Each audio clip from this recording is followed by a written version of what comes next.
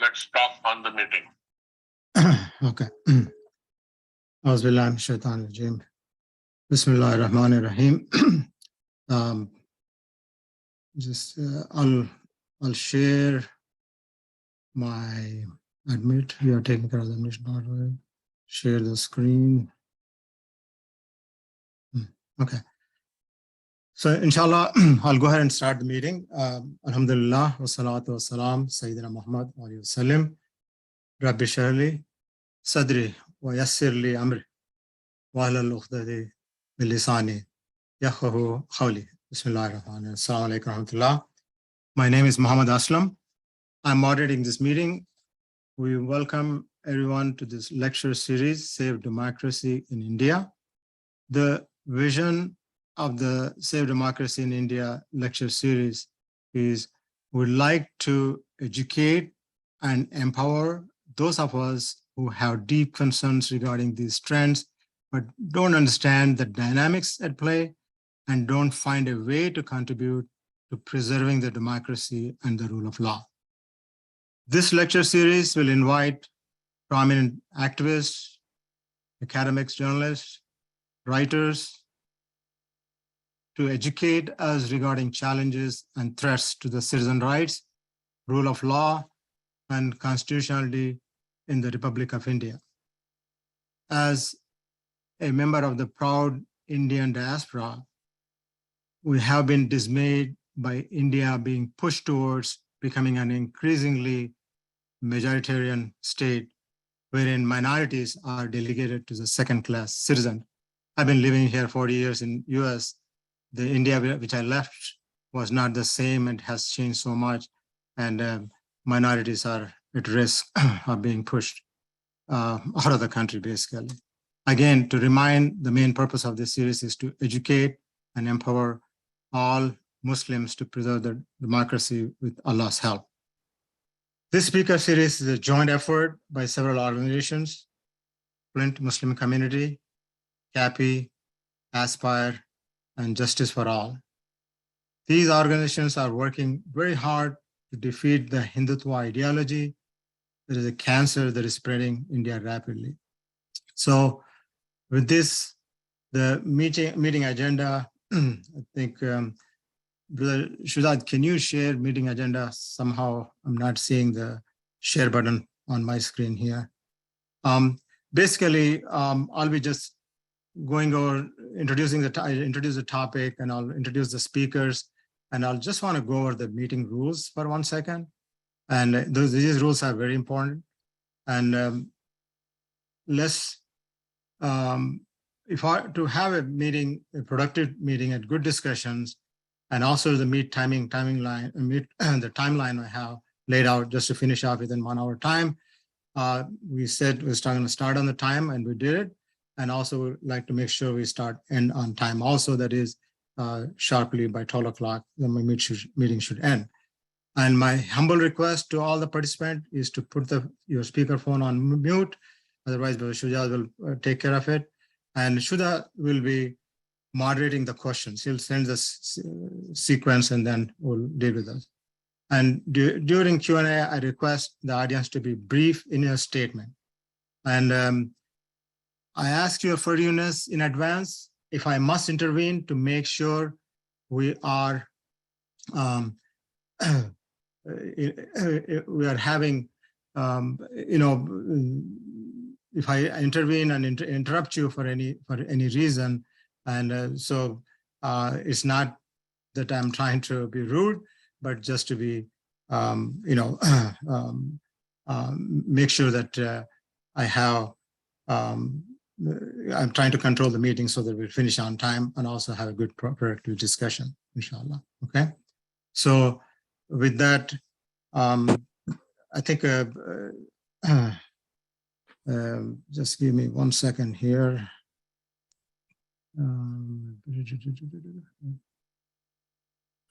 Brashida, can you minimize my screen anyway? I do have any control over that.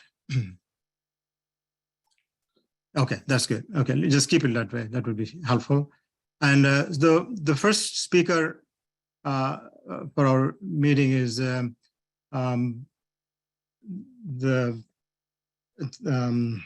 Dr. Sheikh Ubaid. He's a practicing neurologist, former assistant professor of neurology and neuroscience, Cornell University, and former director of interoperative neuro sociology monitoring at New York Presbyterian Hospital at Cornell. I think if I'm saying the field correctly there, and he's a long-time human rights activist and a strategic thinker, and he was the founding president of Imanet and also IMC. He led the movement to get Modi's US visa revoked under coalition against genocide in 2005. If you all remember, Modi was at the time chief minister of Gujarat, and he was trying to visit, and he played an active role to stop him, to take out the visa for him, because such atrocities he has done to the Muslims in Gujarat. Currently, he's a founding president of Aspire, and that is Alliance to Save and Protect America from Infiltration by Religious Extremists. So that's the speaker number one. And he's a former Secretary General of ICNA also, and a co-founder of Muslim Peace Coalition. So as long as I'm here, I'm going to introduce the second speaker, if you don't mind, and let me take care of that. Or maybe I'll wait. Okay. I think Dr. Sheikh Ubaid, could you go ahead and start your discussion, please? Assalamu alaikum. I think my video and audio are blocked, so can you hear me? Yeah, I can hear you very well. I think Brother Shujat, can you help us out? I think it looks like his audio is missing here. I could see, I mean, we can hear very clearly though. Okay. So maybe the video is off, so that's okay. So again, Assalamu alaikum. It is customary to start one's presentation with thanks and praise of the organizers, but we'll defer that for a later stage, and we'll explain as to why. As we gather today on the eve of the 75th anniversary of India's independence, we are not in a celebratory mood. Rather, we are in a somber mood because we have to resolve and announce the need for a second freedom movement. And just like the first one, it has to be a non-violent, peaceful, and democratic movement. The tryst with destiny that Nehru had announced on the eve of independence on 15th of August as the clock struck the midnight hour in 1947, that tryst had been sabotaged, and India is now in the grip of a fascist, ultra-nationalist, and a religious supremacist force. The movement that is now needed is not a national movement in India, but it has to be an international movement, because the tentacles of this evil force have occupied the diaspora spaces of Indians all over the world, especially in the Western world. So this is the need of the hour. To emphasize my point, if I may ask Shujat Khan to present a few slides, if that is possible, I would be grateful.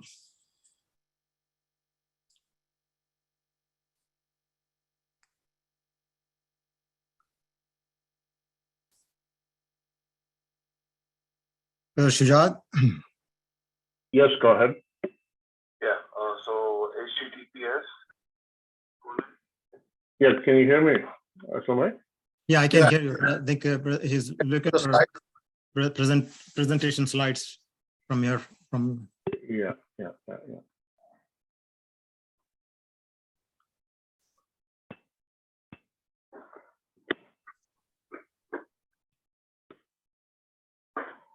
Okay.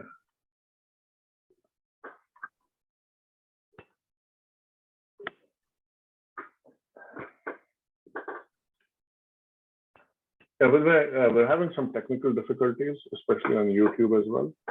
So Okay. can you proceed without some slides? I'll put them up later.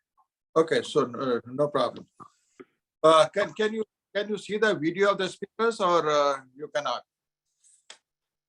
Video of the speakers, yes, we can see on the screen right now. Okay, you can, because I cannot see my others. Okay.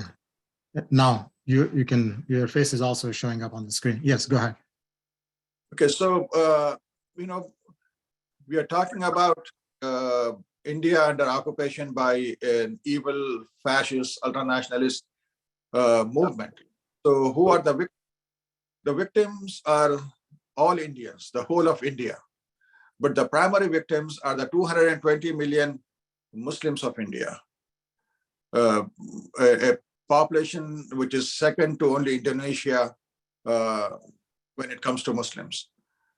A community which had given India a glorious civilization, a magnificent culture, which had contributed to every aspect of India, and actually a community which created India as we see today, because this land was a subcontinent of disparate kingdoms of different religions, having different gods in every kingdom, different languages and different cultures. And it was this community, the Muslims, who loved this nation, settled down there, those who came from outside, and many converted to Islam and made this country a huge power economically, culturally, politically. And in fact, under Aurangzeb, India was the largest economic power in the world. So this community is the primary target. And who is targeting this community? It is, when we say fascist, it is now a fashion to call anybody who's extremist as fascist. But these fascists are true fascists in the sense that they launched RSS after meeting Mussolini, the leader of the fascist party of Italy in 1925. And later, when Hitler rose to power, Hitler became their role model. They want to have a final solution in India. Just imagine 220 million Muslims, equal number of Dalits, say, about 60 million Christians, a little less Sikhs, moderate Hindus who oppose them. So the Holocaust that they're planning will be unprecedented, much bigger than the Holocaust by Nazis in Germany, or by Japan in China, or by even the Mongols in the 13th century, all over Central Asia, Iran, Mesopotamia, Levant, that is Syria, etc. So the slide that I wanted to present actually shows, the Israeli newspaper Haaretz, one of the largest newspaper in Israel, had a very alarming headline saying Hitler's Hindus, the rise of India's nationalists. The president of the Genocide Watch had stated many times that India is standing at the verge of genocide. Out of the 10 stages, the 10 being the start of the genocide, India has crossed the 8th stage. The director of the Holocaust Center of Nassau County stated in a rally that we had in front of the Indian consulate in 2020 against the Citizenship Amendment Act, he stated that India today is like the Germany under Hitler in the 1930s. So I'm not exaggerating this fact. So we have a victim, marginalized community, which is quite helpless, because the history teaches us that every time fascism took root in a country, it needed outside interference to eradicate it. And I'm not asking for an outside military intervention. I'm asking for, intervention in the moral and political and economic sense, that the world has to unite and put pressure on these fascist forces in India to back off. Without that help, there is no hope for the Indian minorities and India itself. So we have these two, victims and the perpetrators of this victim. So how do we, I want to emphasize more on what we should do, because almost everyone here is aware of the hate mongering. BBC Hindi recently had a alarming, report on how Hindi poets have been, some Hindi poets of RSS have been spreading hatred and fear mongering using poetry and songs. Al Jazeera, if you go to Al Jazeera, there are about at least 3 reports in the recent weeks that states how the Indian media is doing the job that Goebbels did in Germany, just creating so much fear and hatred of Muslims, pushing India towards genocide. The lynching that is so very common everywhere, the economic boycott, the attacks on Muslim masajid and mosques, and those Muslims who defend themselves, they are, taken away to the jails. I mean, activists, journalists, both Muslims and non-Muslims. India ranks very low when it comes to protection of journalists and freedom of press. So all this have shown, because for a democracy to survive and thrive, you have to have rule of law, you have to have a constitutional form of government, and that constitution has to have checks and balances. And Rajiv Gandhi had openly declared that democracy does not exist in India anymore. So all this is very well known. We should focus on what we should do to prevent this monumental Holocaust that's going to happen if we do not do anything. There are only 3 regions in the world that can put pressure on India: Russia, Gulf countries, and the United States. Russia is, of course, not going to do anything. Gulf countries, we know, have formed a strategic alliance with India. They spoke up when the Prophet's honor was attacked because their masses put pressure on their governments. But when it comes to the daily murder and massacres of Muslims and mass rapes and economic boycott, they have stayed quiet. So the only hope is the sole superpower in the world, United States of America. And it so happens that most of us are living here. So we have to study how the American system and American power can be brought into the equation here. American system is a political system where organized grassroots lobbying works. So, and here I'm going to take a step back and would like to thank and praise this amazing community of Flint, Michigan. More than 2 decades ago, when we had launched ImanNet and were in the process of launching Indian Muslim Council USA, I had come to Flint, met most of you. My hair were, I don't think there was even a single speck of gray there. And you had been amazing. And I saw the cohesion, the vision, and the commitment then. And I came back later and spent a night also there, and I had gotten to know many of you. And even now, I want to congratulate you and thank you that you have contributed more than many states combined to CAPI, to Muslim Council, and to Justice for All. So this is what makes me so grateful to you. So what is needed is a strategic plan and action on it to bring the power and the influence of America towards the side of justice. Because if you do not do that, American political system itself is not a moral system by itself.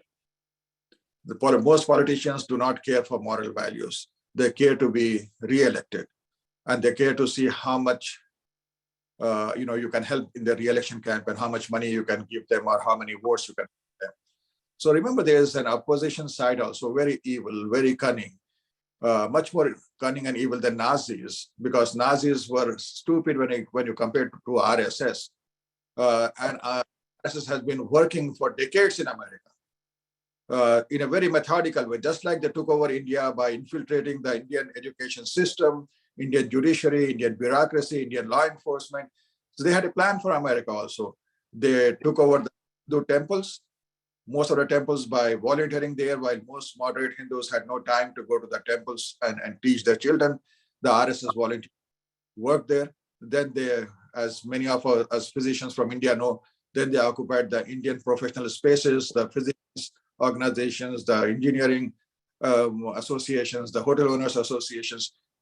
And then they came out openly and started to run at local levels or fund candidates. They had two members of Congress openly supporting them. Tulsi Gabbard, who fortunately had left Congress, but Raja Krishnamurthy is still there. And they are running many more candidates. So they have much more money. They have much larger number.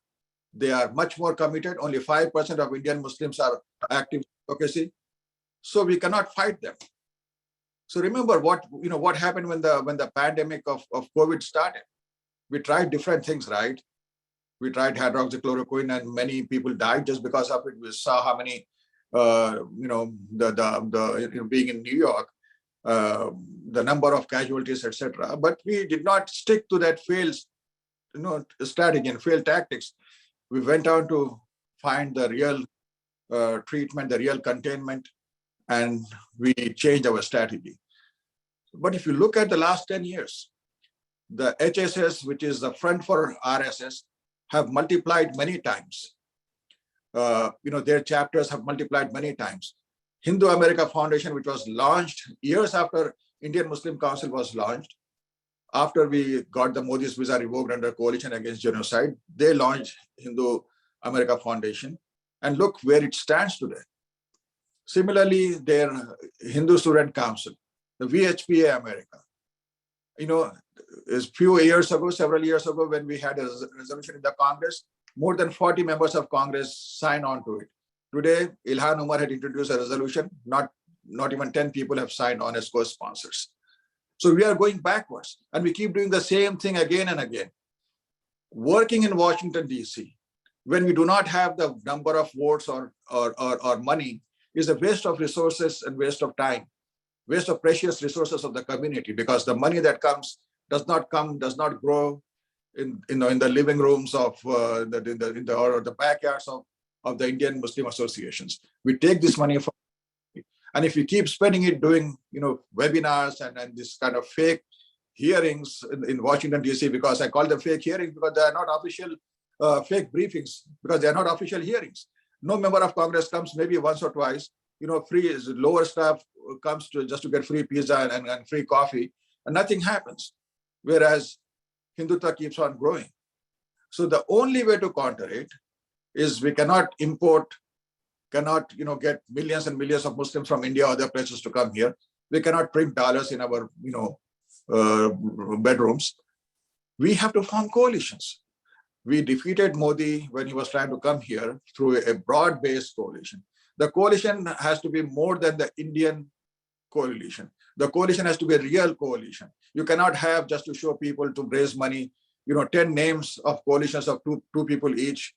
You have to have real coalition. When I say real coalition, I mean the coalition of whites and blacks and Hispanics of America, the coalition of local pastors, the coalition of local synagogues. And wherever we did that, for example, Long Island, Albany, where I live now, moved from Long Island, in Westchester, other places, in Flint, you have, tremendous influence on your member of Congress. So wherever we have a grassroots coalition where we went and educated the local pastors and local synagogues. Remember the Holocaust Center in Nassau County, a place where Hindutva is very strong.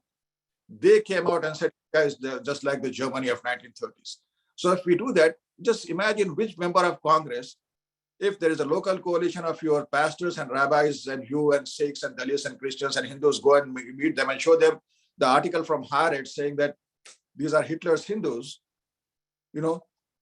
which coalition, which member of Congress will stand against you? Just like Muslims will not tolerate ISIS to represent us in America or Al-Qaeda to represent us in America.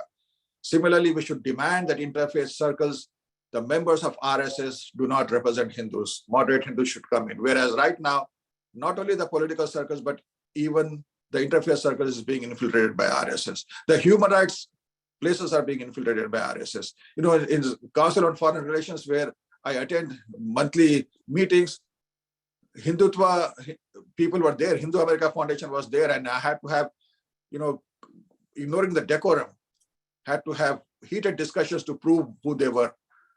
So unless we have the strategy of focusing only in America, because we cannot fight in multiple fronts. Once we win this front, then actually we can go and help, India also.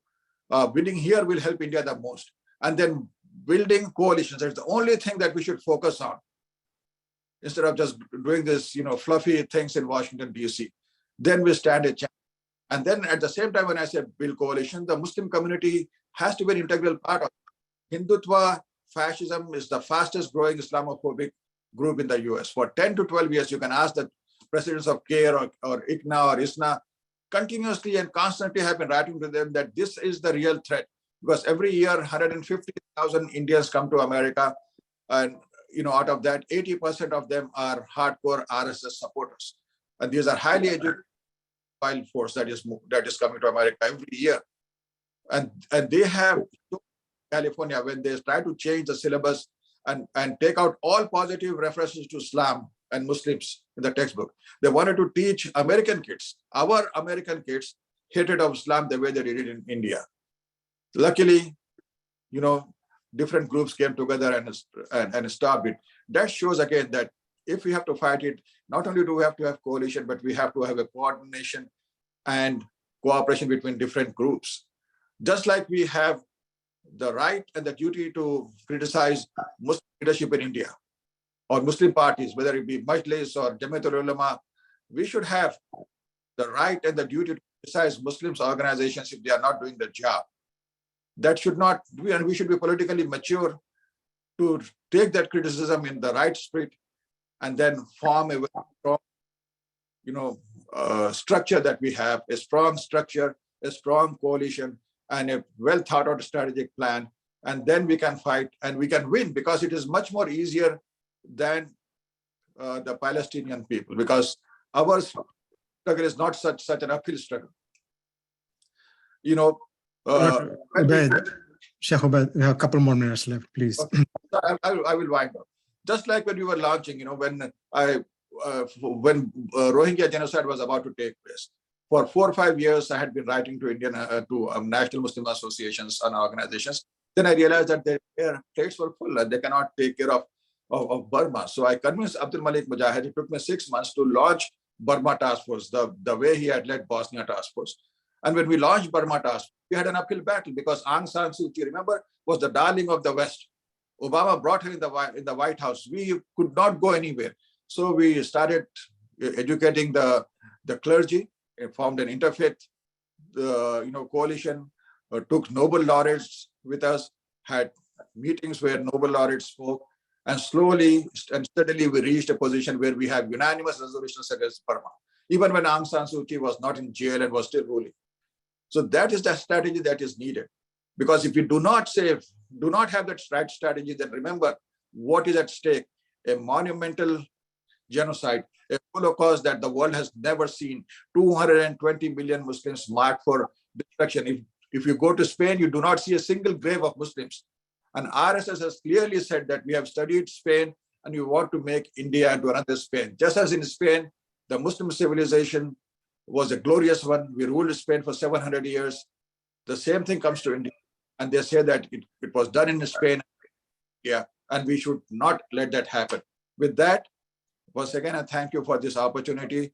And I want to praise another organization and person there.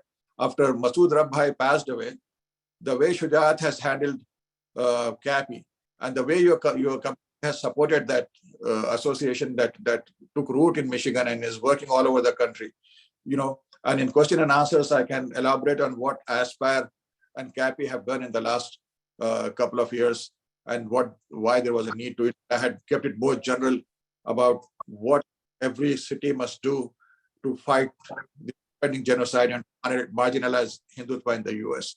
Thank you so very much. Jazakallah khair, Dr. Very good advice. Coalition building, cooperation, right strategy, the vital part to win this war. Thank you very much. I think we're going to come back to you for the question and answer later on. So the next speaker is Sheikh Ahmed Mubarak. Brother I think he's working on PhD, and he has triple MAs, a lot of degrees, one in political science, one in linguistics, one is in public administration, I think. Political administration. Okay. So born and raised in Mauritania, he's fluent in Arabic, French, and English, involved in coalition building, civics engagement, strategy planning. He has almost a 1 page, so I'm not going to go all of it. I think a lot of activities he was involved. And he's the CEO, president of Mubarak Leadership and Management Consulting, that is LLC. The second one is executive director of Arab American Federation.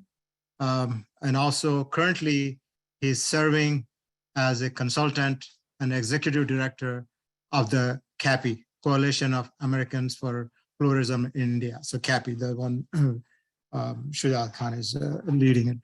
So with that one, I request Sheikh Mubarak to take the stage and talk on the same topic of preserving the democracy in America, in India, inshallah. Go ahead, Sheikh Mubarak. Assalamu alaikum wa rahmatullah.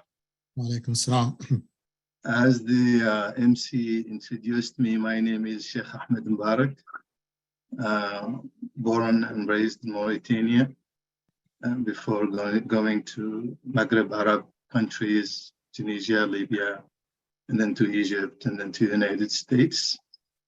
Yes, I have a kind of diverse academic background, linguistics, and political science, and public administration, public policy.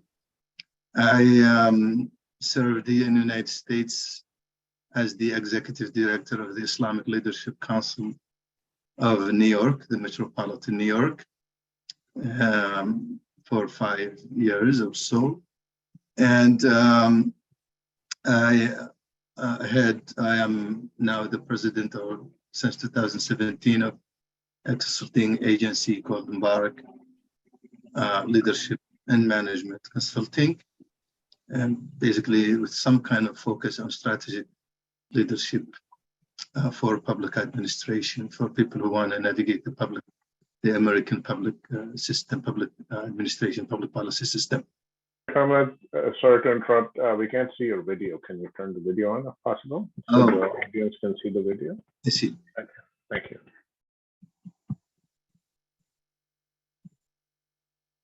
No, now we can see. Go ahead. Excellent. So,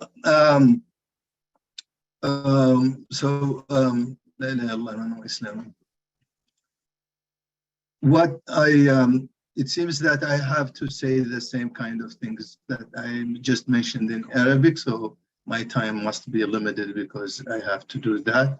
And that's because of the fact that Flint has a large community that is Arabic speaking. And what I just quickly, before I move on to that section, I'd like to mention the reason why I am here. I am inspired basically by, you can say, 3 things brought me to this fight while I was about to embark on another national organization. Those 3 things, one of them is the role that Gambia as a country in West Africa played in bringing the government of Myanmar to bring justice to what happened to the Rohingya community in Burma. And they are, a country from West Africa. What brought them to this is the fact that we all are one ummah.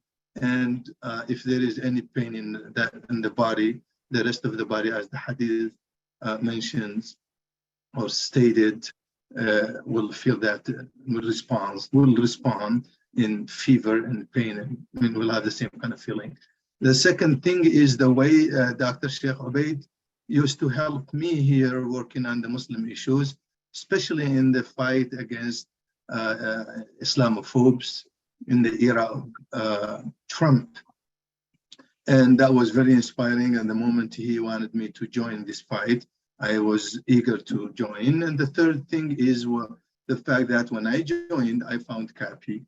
And the CAPI was, in my opinion, the most organized dedicated team that is giving a lot of hope to prevent the genocide and not to wait like what we did as a Muslim community with Burma, that we waited to act after the genocide took place, while we can act now before and prevent the genocide. And that's what we're working on. And we have a national strategy that I am working on with the CAPI and the whole team and Aspire. And this is the first time. I've been here for about 20 years working with the Muslim community. All my work lifetime in the United States was in the Muslim community. I've never seen a team that works in at this level of dedication and sincerity and energy.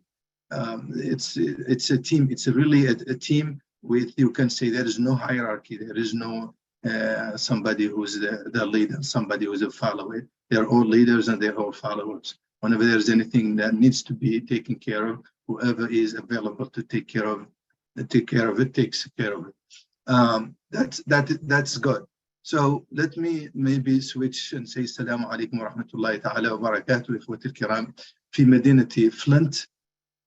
Before going to the Arabic, I'd like to thank the host and the community of Flint. I'm so impressed by what Kapi and Dr. Sheikh Ubaid, I don't know the community very well, told me about this community. So there is a lot of hope that this community will be one of our anchors in our national strategy that can make this thing happen.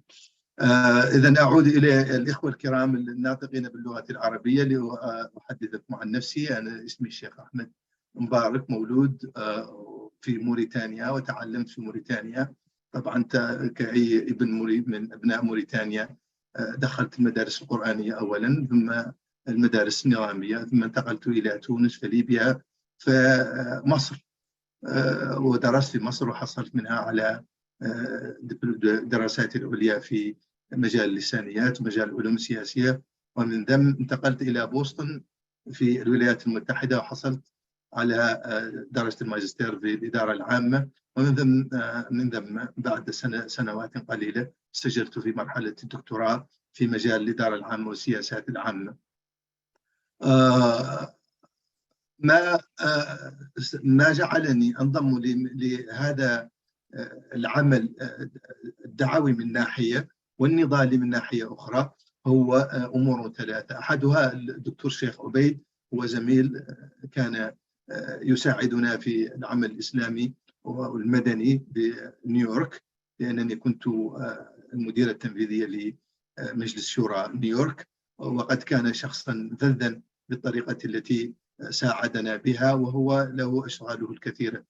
فكان من بين الأمور التي شجعتني على الانضمام لهذه المجموعة. المسألة الأخرى وهي أن دولة غامبيا، رئيس غامبيا وهو من دول غرب إفريقيا، رئيس لدولة من في غرب إفريقيا، قرر أن يتولى الدفاع عن بورميين، عن الروهينجا، المسلمين الروهينجا، ضد حكومتهم، وجرهم للعدالة وتحققت العدالة. فكان هذا ملهم، عنصر إلهامي بالنسبة لي للانضمام للنضال من أجل منع حدوث مجزرة لإخوتنا المسلمين في الهند. والمسألة الثالثة والمجموعة التي انضممت إليها الآن وهي مجموعة كابي، فقد وقعت معهم عقد لمكتب الاستشاري للعمل على خطة وطنية الآن في ولايات مختلفة للقيام بهذا العمل. ونحن نحتاج إليكم، لأن الوقت الآن ليس وقت كلام بل وقت عمل. فنحتاج إلى هذه المجموعة في فلنت ونعول عليها إن شاء الله بالقيام بهذا الدور. And finally, before I conclude, il paraît qu'il y a des gens, qu'il y a une communauté qui est francophone. Je ne sais pas là où cette communauté est aux États-Unis, mais je sais très bien qu'il y a ce qu'on appelle Capi Michigan, Canada. So, il paraît qu'il y a une partie de notre communauté musulmane au Canada qui parlent le français, qui sont francophones et qui nous joindre à ce combat. Je voudrais saisir cette opportunité de vous remercier et de vous demander à faire plus et à nous aider à défendre nos droits et de défendre notre communauté en Inde et au Canada et aussi aux États-Unis. Eh bien, merci beaucoup à vous. Assalamu alaikum wa rahmatullah. Wa alaikum assalam. Jazakallah khair. Thanks for the both Arabic and English version of the speech. At least we're good to know who you are, and inshallah. So again, idea is to reach out to the larger community, both so that a lot of Arab-speaking individuals can also understand what we're trying to do here. So inshallah, with this one, we'll move on to the Q&A. And I think the format is you type a question in the chat box, and I'll read it to the speaker, whoever the speaker is you're referring to, and we'll take the question. So please go ahead and use your chat box to write the question. The speech was in Arabic and French, so.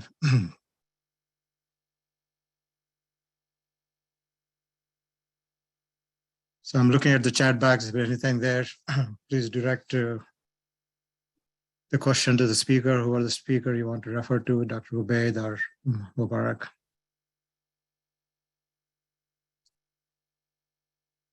So please type the question to the host. That would be better if you can do that.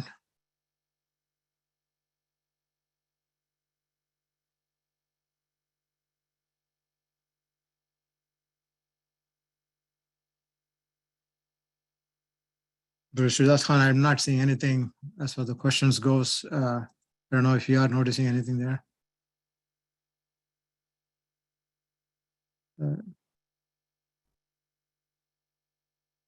Yeah, question to Dr. Ubaid. Why is that only 11 congresspersons have signed the Indian bill of Hassan Omar? I think she submitted this in the Congress, but only 11 people signed up for it. Why is that? That was the question. And this question is referred to Dr. Ubaid. Dr. Ubaid, can you answer the question, please? As I mentioned, I mean, for the last many years, the Hindutva lobby had been very active in the US, and they have gotten their volunteers and even sometimes paid staff members in the members of Congress, offices. So unless, members of Congress are there to win re-elections. So they will see if they take a stand, what is it going to do to them? So unless we have grassroots coalitions, unless we had, there are associations of Indian Muslims who raise millions of dollars. If they had invested in coalition building, if they had asked their chapter, invested in the chapters, and every chapter, in most American cities, if they had built coalitions with the pastors and the rabbis, and this is a very, very conducive time also because of the rise of Trump. There's lots of activism going on for human rights and social justice in America and grassroots. We are not. So if we had formed coalitions and had gotten and had gone and met with the members of Congress prior to this resolution being introduced, and and we were one of those organizations that worked with Ilhan, but we kept saying that to the Muslim community, build coalitions so that when this resolution is introduced, we have lots of members of Congress supporting it, and that was not done. So there's still time, maybe not for this resolution. There's no other way to do, but no organizations can help you. People come and say, give us this much money and we will take care of it. Nobody can, even CAPI or Aspire cannot do that. You have to do it. Every city, every town has to form coalition and has to work to prevent this genocide from happening. If you go and meet a member of Congress with a coalition or an alliance which is local, they will support us in Washington, D.C. So that was not done. And it's time that we start doing it. And when it was done, for example, when Aspire was launched in just before the last round of elections, when Kulkarni was running in Houston, and just like Raja in Chicago, he had fooled the Muslim community by going to the masjids and doing Taraweeh Salat, whereas he was being planned to be the chair of the Foreign Affairs Committee in the Congress because of his foreign affairs experience. And we really had to work hard, and we were able to defeat him. Out of the 7 or 8 constituencies that we worked, half of them were defeated because of the grassroots work that was done. If you go and look at the website, bellwether-usa.com, which was again done by some other people in Michigan, you see that amazing work that was done. So that kind of grassroots work is needed. Okay, there's another follow-up question on the same topic, is again for Dr. Ubaid. How was the Modi visa been achieved? I mean, because basically, how we were able to cancel it, I guess. How can we do something like that? That means we stopped him coming to the United States at the time. And also another question is the next step for the American Muslims to take. Do we have a roadmap? So roadmap is one question. Other one is, what did you guys do when you stopped Modi coming to the United States a long time ago? See, Modi's visa was not revoked just out of the blue. There was a plan in place. See, when we launched ImanNet, we had different stages of working. The first stage was inform and educate the community, both Indians about, because in 2002, remember, many Indian Muslims also did not know what happened in Gujarat and what's the future plan is. So the Indian Muslims, also other Indians living in the diaspora, then reach out to the Muslim community at large, then reach out to the American community at large. And then after educating them, formed a coalition. So there was already 2 years of work was done, and a coalition called Coalition to Build Better India was launched. In my speech in Chicago's second IMC convention, Detroit had the third one, where we presented this. And most of the Indian communities, Dalits and moderate Hindus, etc., joined hands with us. The only community that was left, which was working with us but was not an official part of the coalition, was the left groups. When Modi's visa was announced, many people said, well, let us just have a protest rally because we cannot get his visa revoked. And we said, no, let us try. So we reached out to the left, and they also joined us. So Coalition Against Genocide was launched with the Coalition to Build Better India expanded by the joining of left. Then we worked in different aspects. The left worked on the professors and academicians, and more than 100 professors of South Asian studies. They launched a petition and they put pressure. Then the Christian community worked with Vice President Cheney's office and State Department. And the Muslim community raised money, and we had this petition signing every Jummah, and we put pressure on the sponsors, American Express, Home Depot, etc., asking them how could they sponsor this kind of a program where Hitler lovers are coming. And we also asked the national Muslim organizations like CARE, etc., not to issue any statements so that it does not become a Muslim versus Hindu or Middle Eastern angle is brought in there. So it was a very thought out plan, and we all stuck to that plan. We were focused. We were not doing this fluffy kind of thing that is being done these days. And with Allah's help, we were able to, remember, they were so arrogant, they did not even want to speak to us, the Hotel Owners Association, etc. And they thought that the Israeli lobby will come to their aid. And we spoke to the Jewish organizations, asking them how could they even support somebody who adores and admires Hitler. So we did lots of things at different places, and that kind of work is needed now. Okay. As roadmap, the roadmap is very simple. Build coalitions, educate your local pastors and rabbis and local human rights organizations, form an alliance, go and meet with your local media, get an editorial published, and then meet your member of Congress and your senators. And most of them will support you because they will be forced to support you. Once you local coalition, that is as, but only thing is that at every town and city you have to have some people. And if you don't even know how to speak fluently or shy, just go there, have coffee, and we will give you that the things to distribute there. Inshallah. So it's very simple. The roadmap is very simple, and keeping simple, the simple wins battles. Our leaders should study history, not just Muslim history, but world history. Inshallah.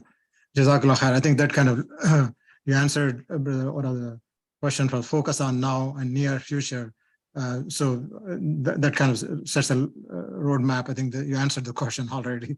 What is the roadmap? Yes, I think that's the roadmap is to reach out and build coalitions and start approaching. The other question is there a strong case to seek legal action against Hindu hate groups, like ban on their or ban on their organizations? Can we take a legal action? That was the question on the Hindu organizations.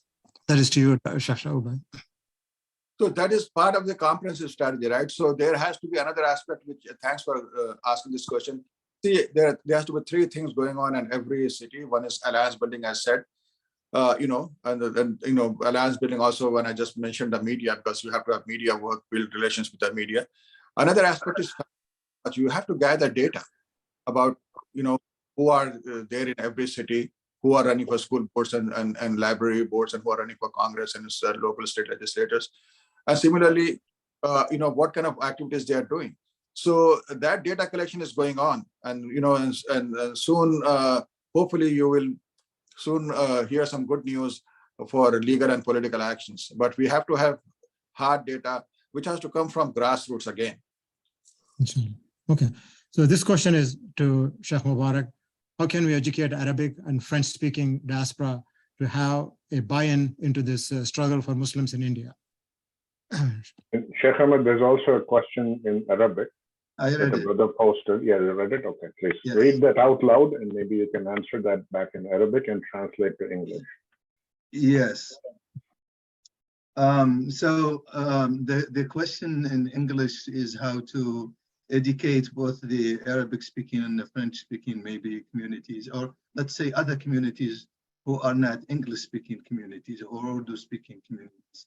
And we know that this is very important for our fight, because we have the Arab community that is doing business with India as a government, and have hosted Indians as workers and source of income, big portion of income, the remittance and that comes from Gulf countries going back to India. And the fact that there is this common religion, spiritual ties or bonds that put these communities together and make their interest interconnected. Well, the way you do it, the only way worldwide is the media and the social media. We have to have good use of it. If you have the money, then the media can get you everywhere with little cost. And that's the only way. Educating the community,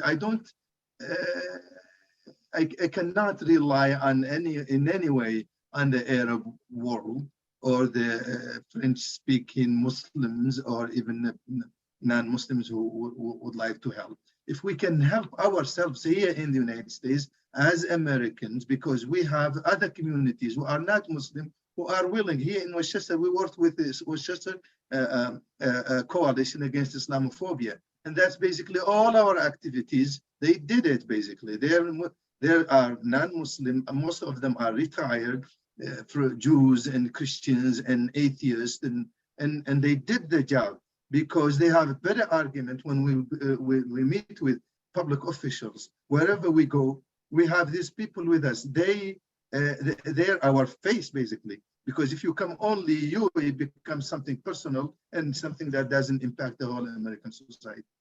Jazakallah khair. So those are the two ways. Okay, inshallah. Jazakallah khair. Thank you.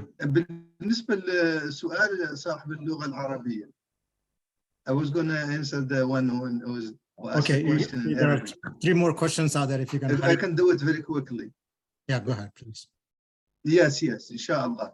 بالنسبة للسؤال هل هنالك خطة؟ طبعا هنالك خطة عملية في ولايات مختلفة. طبعا لنا لا يمكن أن نقدم على الهواء تفاصيل الخطة، ولكننا نشتغل الآن في ولايات مختلفة. هنالك خطة على المستوى الوطني إن شاء الله. نطلب من كل التجمعات المسلمة وغير المسلمة التي تفهم اللغة العربية أن تساعدنا وتشترك معنا في هذا الأمر إن شاء الله. Okay. So I think there are a couple more questions, and then I will stop this discussion because I just have a couple more things, dua and wrap up comments. So a couple of questions were, again, it's going back to Dr. Ubaid, I guess. One is, what is the one thing you would recommend we do now to counter the RSS narrative in the US? I think he kind of answered it, but I'll have him speak again. And also, another question is, can we fund research fellowships to gather data on the funding and of hate groups and destructive aspects of the ideology? Brother Dr. Ubaid? Before I answer, I had a direct message from Sister Yasmin Qadri, I think from Florida. Okay. Yasmin, you for asking the question, you have to type it to the host, I think. So if you type it up, they will raise the question. Data gathering is very important, and that work is being done. And we have hired people, some known and some are not known to the community because they come under tremendous pressure. So that is being going on, and that needed to be funded. And what was the first part of the question that, if you can? No, I think what is one thing you could do, recommend to do now to counter the RSS narrative? That was one of the questions. Please have a meeting of people from India, and then decide that who will do the fascism watch, keep an eye on, do some research on the people who are doing fascism coming up, and then who will take responsibilities to go and meet with the churches and synagogues, or you can have an open house in the masjid and focusing on the aspect of India. It's just not an Indian issue. See, remember, this issue is an issue of America. Hindutva people have been supporting right-wing extremists here. Pamela Geller, Spencer, Daniel Pipes, and their organizations, they have been. And so just explain to them that this is a fast growing ideology in America, very, infiltrating all the power centers, corrupting politicians. So you have to focus on that. So 2 or 3 of you should start attending interfaith, and if there's no interfaith meeting, then invite them to your home or to the masjid, and then form a delegation and meet with the local editorial board. When we had the first IMC convention, we invited only 2 people, and at that time, I was very adamant that we are not going to pay people coming from outside any money. We did not have the money, and also, if people are not going to, when our local H1, remember, most of the people who formed IMC were young people on H1 visa, not even green card, and they were putting their lives at risk and giving their money. Why should I pay thousands of dollars to? So we had 2 people. One was Father Cedric Prakash, and one was Praful Bidwai, one of the most well-known journalists. And after the convention was over, we took Praful Bidwai and met with the editorial board of Newsday, which was the 6th largest newspaper, the South Asian editors of New York Times and Washington Post and other media institutions. So that should be done. When Ajit Sahi was being hired, and Fauzi probably is here, I spoke to him because there was a request that I help convince IMC to get Ajit Sahi here, both by the communist groups in the US. And I thought that Ajit Sahi will be used to go and meet with the media, and he will appear on television channel, etc. Instead of assigning him to run helter and skelter in Washington, DC, so we have to. So that meeting with Praful Bidwai was enormous. And similarly, we took Father Cedric Prakash, met with the Catholic Church leaders and also other Christian leaders and the State Department, Human Rights. So that kind of a specific, well planned out strategy, the thing that we did for Bosnia, for Burma, and I learned from my seniors like Abdul Malik Mujahid and others. Similarly, whatever experience that we have, the younger people should learn and continue that. So this should be. Jazakallah khair. Thank you very much. I think we're reaching the time. I just want to make some wrap-up comments and make a quick dua. So again, Speaker, on behalf of the Flint Muslim community, we thank everyone who participated in this discussion, the speakers and all individuals who made it possible. And inshallah, the goal is to have this speaker series minimum in a quarterly basis. And I want to remind myself and all the participants of a beautiful lesson I learned in one of the Jummah khutbah. What is important is not how much knowledge you have acquired, but how you have processed the knowledge and you turn into actionable items. That's our actionable item is what's going to lead us to the targeted goal we have. And inshallah, let's all work towards, and so that the whole idea is to serve the humanity and humanity for the good. And so please reflect on that thought. So Bismillah ar-Rahman ar-Rahim wa salatu wa salam ala Shafi al-Sayyidina Muhammad.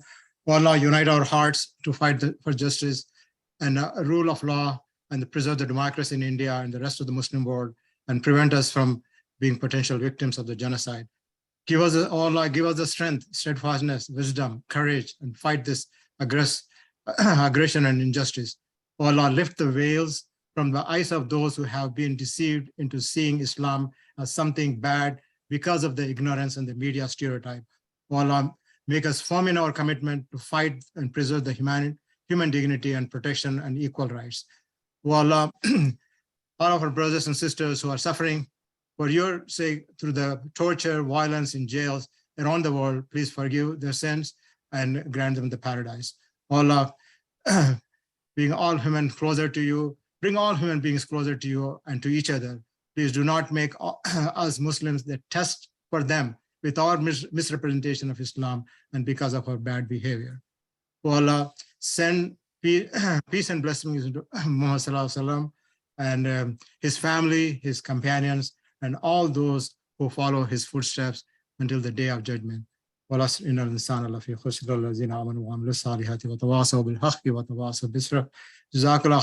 very much. We're going to end this program at this point. Again, we will send you the note for the future events, inshallah. Jazakallah. Assalamu alaikum. Thanks, both speakers, inshallah. Thank you.